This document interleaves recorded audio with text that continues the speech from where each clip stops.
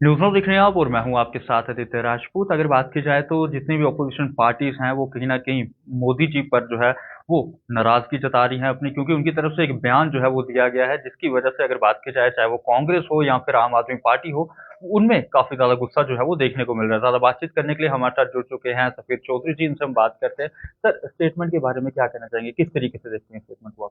देखिए, सबसे पहले तो आपका बहुत बहुत शुक्रिया। इसी के रिलेटेड आज हमने प्रेस कॉन्फ्रेंस भी रखी थी, प्रेस कॉन्फ्रेंस भी की है हमने। और पूरे हिंदुस्तान के अंदर खुशी की बात यह है कि पूरे हिंदुस्तान के अंदर लगभग 3,000 से ज़्यादा जो है इस टाइम तक एप्लीकेशन जो है वो इलेक्शन कमीशन ऑफ इंडिया के यहाँ सबमिट हो चुकी हैं। ये पहली बार मैं देख रहा हूँ कि इस तरीके से लोगों ने कलेक्टिवली किसी चीज़ को कंडेम किया है। तो आपके हिसाब से हम तो ये कहना चाहेंगे कि एक तो इसको हम कंडेम करते हैं। ये प्राइम मिनिस्टर किसी एक कम्युनिटी का या किसी एक समुदाय का नहीं होता है। प्राइम मिनिस्टर जो है वो है 140 करोड़ जनता का। जब चुन लिया, इलेक्शन हो गए खत्म, तो वो सारी चीजें वहां पर खत्म होनी चाहिए। तो बड़े अफसोस से कहना पड़ता है कि एक सिटिंग प्राइम मिनिस्टर और उसका 45 मिनट का अगर भाषण सुनोगे आप, तो उसके अंदर एक बार भी उसने ये नहीं कहा कि मैंने 10 साल में क्या किया। उनको अपने काम गिनवाने चाहिए कि 10 साल में हमने अच्छा क्या किया, क्यों हमें वोट दिया जाए। वो ना करके हिंदू मुस्लिम उस पूरी अगर 45 मिनट की स्पीच को आप देखोगे तो लगभग कोई 100 टाइम्स ये वर्ड यूज किए उन्होंने बंदे ने कि भाई अगर इस टाइम कोई कोलिजन गवर्नमेंट आ जाएगी वहां पर, या कांग्रेस की सरकार बन जाएगी, या इंडिया अलायंस की सरकार बन जाएगी, तो वो आपके गहने चुरा के ले जाएंगे, आपके घरों की पता नहीं क्या करेंगे। तो मंगलसूत्र तक मतलब वहां दिखा दिया कि वो आप जो है उठा के ले जाएंगे। तो मैं पूछना चाहता हूँ आपके हिसाब से मोदी जी से कि जनाब, आपने तो 2016 के अंदर हमारी माताओं बहनों के जो 10 रुपए, 100 रुपए, 50 रुपए जो उन्होंने कलेक्शन करके रखे थे, कहीं बचा के रखे थे अपने मतलब ऐसे टाइम के लिए, बुरे वक्त के लिए, आपने तो वो भी निकलवा लिए और लोगों को लाइन में लगा के जो है वो फेंकने पड़े इधर। तो उसके बाद अगर आप इस तरीके से सोचते हैं कि भाई कोई दूसरी सरकार आएगी और वो करके चली जाएगी, आप क्या करने वाले हैं? क्या हिंदुस्तान के 140 करोड़ लोगों को नहीं पता कि आप क्या करने वाले हैं? आप तो शुरू से ही, क्योंकि आप आरएसएस के प्रोडक्ट हैं, और आरएसएस का तो शुरू से ही 50 साल तो उनको लग गए वहां पर झंडा खड़ा करने में, नेशनल फ्लैग को वहां पर लगाने में उनके कार्यालय में 50 साल लग गए। आप तो इसको संविधान को कभी माना ही नहीं आपने, कभी मानते ही नहीं। जिस संविधान ने आपको मौका दिया कि आप प्राइम मिनिस्टर बन के वहां पर बैठे हैं, उसी संविधान को बदलने के लिए आज आपकी तैयारी हो रही है 410 चाहिए, में 420 चाहिए। क्यों चाहिए 410 और 420 भाई? आपके पास एक एब्सोल्यूट मेजोरिटी जो है हिंदुस्तान के लोगों ने जो आपको दी, उसके लिए 272 चाहिए। आप तो 300, 200, 303 भी लिया, 305 भी लिया आपने। तो अब आपको ये 400 से ऊपर क्यों चाहिए? क्योंकि आप चाहते हैं कि हिटलरशाही जो है वो मुकम्मल तरीके से यहाँ पर इम्पोज की जाए। तो हिंदुस्तान का जो 140 करोड़ लोग हैं वो इस चीज को समझते हैं आज कि आप क्या कह रहे हो, इसका क्या मीनिंग है, ये डबल मीनिंग में आप क्यों बातें कर रहे हैं, मुसलमान मुसलमान क्यों चिल्ला रहे हैं आप, क्योंकि आप हिंदुओं को भला तो कर नहीं सके। मैं कहता हूं, मैं आपके साथ से चैलेंज करता हूं मोदी जी को कि भाई आप बताइए, आप आए थे 2 करोड़ रोजगार लेके कि भाई हम 2 करोड़ रोजगार हर साल की देंगे। मैं कहता हूँ रखिए मुसलमानों को एक साइड पे, बहुत कम उनकी यहाँ पर पॉपुलेशन है, 20-22 करोड़ पे, 20-22 करोड़, तो उनको रखिए साइड पे। अब मेरे हिंदू भाइयों को वो 2 करोड़ जॉब क्यों नहीं दे पाए?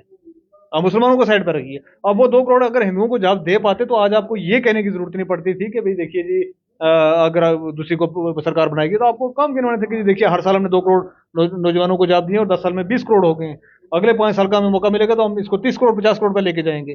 तो वो ना करके अपने काम ना गिनवा के जो इस तरीके से इन्होंने बयानबाजी वहां पर की है, इसको हम कंडेम करते हैं। और हिंदुस्तान के 140 करोड़ लोगों से ये अपील करते हैं कि 400 पार तो भूल जाइए, इनको 4 पार भी मत करने दीजिए इस बार, क्योंकि जो संविधान बहुत मेहनत से डॉक्टर भीमराव अम्बेडकर जी ने बनाया था उसको तोड़ने ही जा रहे हैं। भारतीय जनता पार्टी तो पूरी श्योर है इस बार की 400 पार होगा ही होगा। हालांकि उन्होंने कश्मीर में अपना कैंडिडेट जो है वो नहीं उतारा, लेकिन तब भी वो कह रहे हैं कि वहां का जो भी कैंडिडेट होगा वो भाजपा का होगा।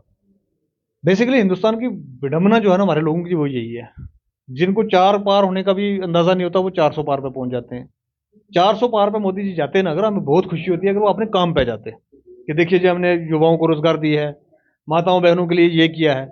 कहीं से नहीं सीखते सकते आप, ये तो हमें पता है कि भी आप अनपढ़ आदमी हैं, 5वीं फेल हैं, तो ये तो हमें पता है इस बात का। फेक डिग्री आपकी, ये भी पता है हमें। लेकिन अगर सीखने को आदमी चाहे, जब इतने बड़े मकाम पर बंदा पहुंच जाता है, तो सीखने को अगर चाहे तो सीखने के लिए आपके बिल्कुल पड़ोस में बैठे थे केजरीवाल जी, जिनको उठा के आपने अभी जेल में रखा है, उन्हीं से सीख लेते। वो पढ़ा लिखा आदमी था, सीखने में क्या दिक्कत है? सीखने की कोई उम्र नहीं होती, आप सीख लेते हैं उनसे कि भी कैसे काम किया जाता है। अरविंद केजरीवाल जी एक ऐसा आदमी है जिसे पूरे हिंदुस्तान के अंदर और दिल्ली के अंदर जब इलेक्शन आया, उन्होंने जाके कहा अगर मैंने आपका काम नहीं किया है तो आप मेरे को वोट मत देना। ये होता है काम करना। कि भाई अगर माताओं बहनों के लिए मैं कुछ नहीं कर पाया, युवाओं के लिए कुछ नहीं कर पाया, आपकी बिजली पानी के लिए यहाँ पर कुछ नहीं कर पाया, तो मुझे मत वोट दो।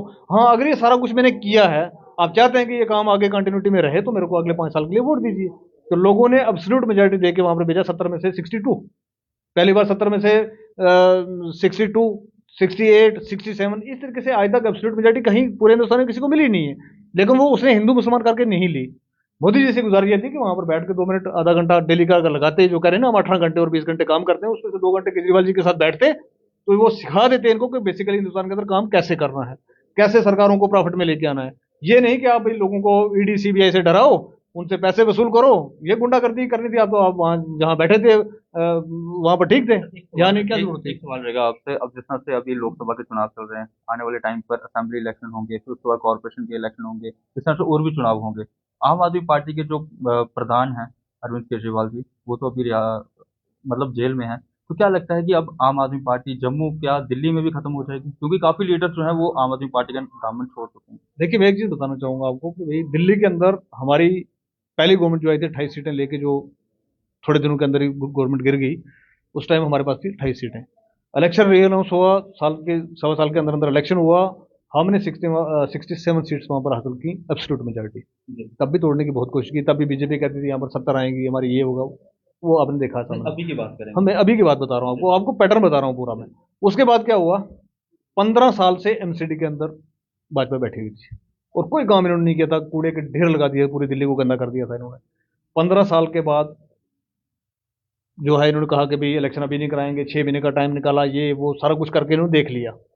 एट द एंड जब इलेक्शन करवाना पड़ा तो इनको लगता था कि हमारी एब्सोल्यूट मेजोरिटी आएगी, वहां पर नहीं आई जनाब। आज हम एमसीडी के अंदर भी हैं, हम दिल्ली के अंदर भी हैं। एक चीज बच गई थी हमारी वहां पर, वो थे हमारे सांसद। 7 सीटें वहां पर हमारी, वो 7 सीटें पिछले 3 टेन्योर से कंटिन्यू बीजेपी जीतती जा रही थी। अब की बार वो सातों की सातों सीटें बीजेपी हार रही है। ये मैं इन मतलब ऑन रिकॉर्ड कह रहा हूँ, ऑनलाइन कर ऑनलाइन कह रहे हैं। और जैसे ही ये रिजल्ट आएगा इसका हम फिर बैठ के बात करेंगे। वो सातों की सातों सीटें इस टाइम आम आदमी पार्टी लेके जा रही है। क्यों? उसके पीछे कारण क्या है? ये कोई पार्टी का कमाल या किसी आदमी का कमाल नहीं है, ये कमाल है हमारे लीडर्स का काम करने का। ठीक है जी, उन्होंने काम किया, पार्टी को दूसरी स्टेटों में बढ़ाया, सब कुछ किया, लेकिन दिल्ली जहां जो उनका बेस था वहां पर उन्होंने काम किया। आज देखेंगे आप एमसीडी के अंदर किस तरीके से काम हो रहा है, आज आप देखेंगे कि दिल्ली गवर्नमेंट किस तरीके से काम कर रही है। इतनी सारी रिस्ट्रिक्शंस के बाद बहुत सारे ऑर्डर्स को वहां पर जो है वो एलजी साहब आगे जाने नहीं देते। उन सब चीजों के बाद, उन सब परेशानियों के बाद भी दिल्ली के अंदर काम बढ़िया हो रहा है। और जो काम दिल्ली के अंदर मॉडल तैयार हुआ, मैं चाहता हूँ कि ये मॉडल पूरे हिंदुस्तान के अंदर आना चाहिए। क्योंकि हिंदुस्तान के लोगों को यहाँ पर 5 किलो आटे या 5 किलो चावल की जरूरत नहीं है, 5 किलो राशन की जरूरत नहीं है। जो मोदी जी कह रहे हैं, मैंने 80 करोड़ लोगों को बड़े गर्व से कहते हैं कि 80 करोड़ लोगों को मैं राशन दे रहा हूँ 5-5 किलो। मैं मोदी जी से पूछना चाहूंगा, इन 80 करोड़ लोगों को आप रोजगार देते हैं, ये 5-5 किलो के कब तक आप दोगे और कब तक लोग खाएंगे? ये क्यों हमें भीख मांगने पे क्यों मजबूर किया जा रहा है कि हम लाइन लगा के 5 किलो आटे के लिए वहां पर खड़े रहें? हिंदुस्तानी मतलब इतना तो नहीं था कि भाई हमारी अपनी एक सभ्यता थी, एक अपना सारा सिस्टम था पूरी दुनिया के अंदर। तो आपने गरीब किया 80 करोड़ लोगों को। तो मॉडल अगर दिल्ली का इंप्लीमेंट होना है तो वो इंप्लीमेंट तो पार्लियामेंट से ही होगा।